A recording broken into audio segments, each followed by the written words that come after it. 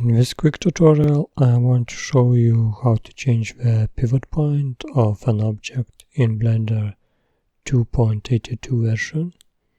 The pivot point is the selector, which helps to manipulate an object position. All your scales, moves, rotates starts from where the pivot point is. So how to move the pivot point? If I grab this object and move to any side, you can see in the middle of this cube is the yellow dot. This is the origin point of the object. If you want to see the pivot point position, enable any of these options. For example, I will enable the rotation option. As you can see, the gizmo appears on the screen.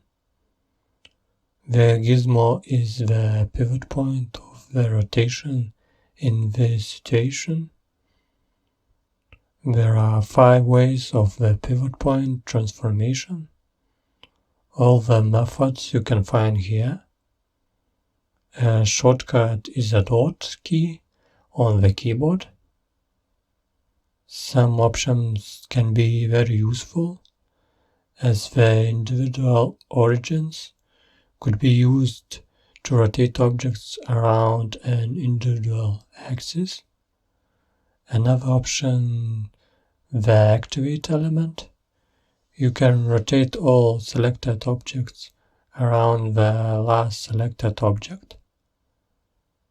Another way to change the pivot point position to enable origins. As you can see, the gizmo appears, and I can change the gizmo position easily. But after changing the gizmo position, I have to disable the origins options.